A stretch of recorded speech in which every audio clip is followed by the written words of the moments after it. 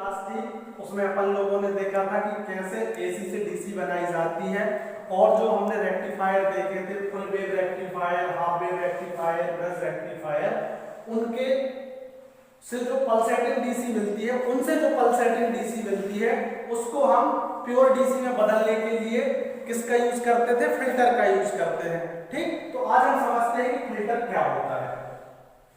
Generally जो हम rectifier से एसी से डीसी बनाते हैं वह पूर्ण रूप से डीसी नहीं होती है, उसमें कुछ कण एसी विद्युत धारा के रह जाते हैं जिनको क्या बोला जाता है?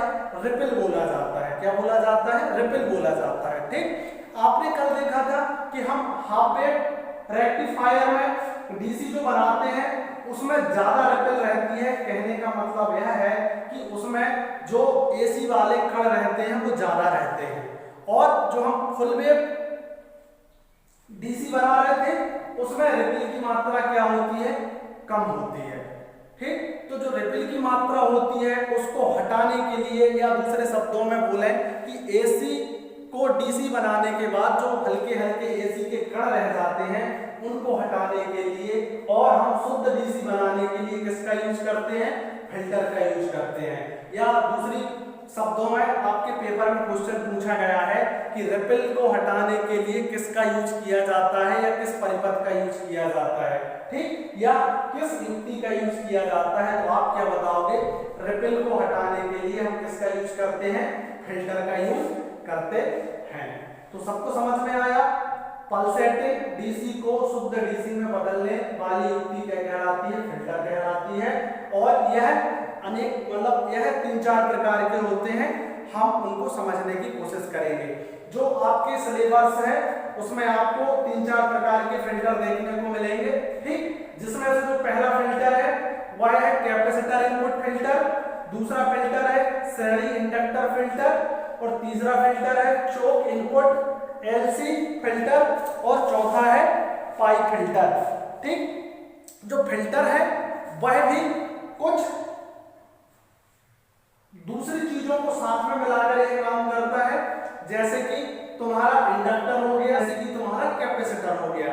इन तीनों का जब कॉम्बिनेशन होता है उसी के द्वारा एक फिल्टर का निर्माण होता है, और जो पल्सेटिंग डीसी को शुद्ध डीसी में बदल देता है।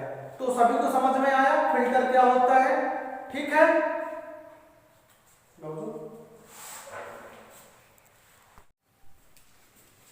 इसके पहले हमने फिल्टर देखा कि फिल्टर क्या होता है, किस प्रकार से वर्क करता है। आज हम फिल्टर के प्रकार देखने वाले हैं कार्य के अनुसार। वैसे तो फिल्टर बहुत प्रकार के आपको देखने को मिलेंगे, ठीक, लेकिन जो आज हम फिल्टर के प्रकार देखने वाले हैं वह कार्य के अनुसार देखने वाले हैं। आपको कैपेसिटर फिल्टर भी मिलेगा, चोक फिल्टर भी मिलेगा, इंडक्टर प्रकार का फिल्टर भी मिलेगा, पाइप प्रकार का फिल्टर भी मिलेगा, लेकिन जो आज एग्जाम में पूछे जाते हैं ज्यादातर हम उनको कार्य के अनुसार फिल्टर को देखने वाले हैं। इसमें पहला फिल्टर है लो पास फिल्टर। लो पास फिल्टर क्या करता है? यह पूर्व निर्धारित आवृत्ति पर धारा को रोकने और निकलने की अनुमति देता है। इसको ऐसे समझेंगे कि हमने एक लिमिट फिक्स कर दी कि 50 हर्ट्ज से कम की धारा को यह निकलने देगा, और 50 हर्ट्ज से ज्यादा की धारा या 50 हर्ट्ज के साथ जो धारा आएगी उसको यह नहीं निकलने देगा। ठीक, तो 50 हर्ट्ज से हमने क्या एक लिमिट तय कर दी, उस आवृत्ति के साथ जो धारा आएगी या उस आवृत्ति से जो कम की धारा आएगी या उसको क्या करेगा? निम्न अवरोध प्रस्तुत करेगा, तो वह धारा क्या होगी? इसमें से निकल जाएगी। लेकिन 50 हर्ट्ज आवृत्ति के ऊपर की जो धारा आएगी वह क्या करेगा? उसके लिए उच्च अवरोध उत्पन्न करेगा, जिसके कारण वह इसमें से पास नहीं हो पाती है। दूसरे शब्दों में यदि हम बोलें कि एक निश्चित सीमा से कम किसी भी आवृत्ति की धारा को निकलने के लिए या गुजारने के लिए हम जिस फिल्टर का यूज करते हैं उसको बोला जाता है लो पास फिल्टर। इस प्रकार के जो फिल्टर होते हैं उस फिल्टर परिपथ में या तो श्रेणी क्रम में आपको एक चोक देखने को मिलेगी, या चोक नहीं होने पर समांतर क्रम में आपको एक कैपेसिटर को लगाकर यह फिल्टर बनाया जाता है, या उसमें आपको एक कैपेसिटर आपको वहां पर क्या होगा लगा मिलेगा, जिसके द्वारा लो पास फिल्टर का कार्य कराया जाता है। अभी आप लोगों ने लो पास फिल्टर देखा। अब जो हमारा अगला फिल्टर है वह है high pass filter. High pass filter क्या होता है? यह एक पूर्व निर्धारित आवृत्ति से अधिक की धारा को निम्न अवरोध के साथ गुजरने देता है, लेकिन एक निम्न आवृत्ति की धारा के लिए यह क्या करता है, उच्च अवरोध प्रस्तुत करता है, जिसके कारण वह इसमें से पास नहीं हो पाती है। इस फिल्टर का जब निर्माण किया जाता है तो उसमें आपको जो कैपेसिटर है वह आपको श्रेणी क्रम में देखने के लिए मिलेगा, या कैपेसिटर नहीं होने पर जो एक इंडक्टर या चोक आपको समांतर क्रम में लगाकर इस फिल्टर का निर्माण किया जाता है। यह एक पूर्व निर्धारित आवृत्ति से अधिक की धारा को पास होने देता है, लेकिन एक निर्धारित आवृत्ति से कम की धारा को यह पास नहीं होने देता है। इसलिए इसको हाई पास फिल्टर बोला जाता है, क्योंकि एक निश्चित आवृत्ति से यह अधिक की धारा को अपने में से पास हो जाने देता है। जो हमारा अगला फिल्टर है वह है बैंड पास फिल्टर।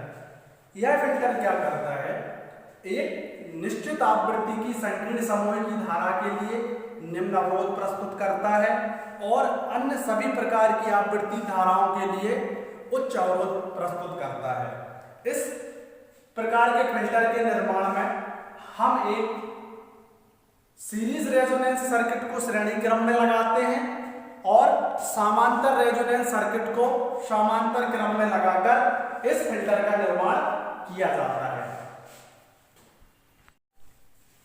अभी आप लोगों ने बैंड पास फिल्टर देखा, अब हमें बैंड स्टॉप फिल्टर देखना है। बैंड स्टॉप फिल्टर क्या करता है, यह एक संकीर्ण आवृत्ति की समूह के लिए उच्च अवरोध प्रस्तुत करता है तथा अन्य सभी प्रकार की आवृत्ति धारा के लिए निम्न अवरोध प्रस्तुत करता है।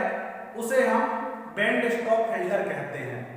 इस फिल्टर के निर्माण में हम एक समांतर रेजोनेंस परिपथ को सीरीज में लगाते हैं और सीरीज रेजोनेंस परिपथ को समांतर क्रम में जोड़कर इस फिल्टर का निर्माण किया जाता है।